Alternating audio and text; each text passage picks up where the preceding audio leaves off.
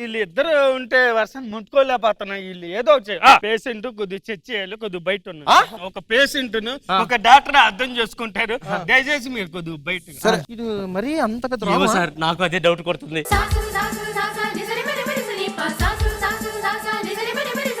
అసలు ఎంత అందంగా ఉన్నా, నీ చేతులు చాలా చిక్కిపోయినాయి వర్ష. ఏం చేశారు డాక్టర్? పేషెంట్ చెక్ చేస్తున్నాను. మొగుడిని నేనే అంత టెన్షన్ పట్ల నీకెందుకు? చెల్లిని పట్టుకుని మొగుడు అంటారా? సిగ్గులేదారా నీకు? ఏం చెల్లి నేను మొగుడిని, నువ్వే కదా అన్నవే. నేనంటారా? నేను కాబోయే మొగుడిని. నేను మీకు ముందే చెప్పా, పక్కన గొడవలు మనకి ఎందుకు రండి. ఒక నిమిషం, నువ్వు నన్ను మోసం చేసావా? మొగుడు అంటుందేంటి ఇది? నీకేమవుద్ది? ఏమైతుంది? చెల్లి అవుద్దని చెప్పా. నేనెక్కడ నువ్వే కదా మీ చెల్లి అని అన్నావు.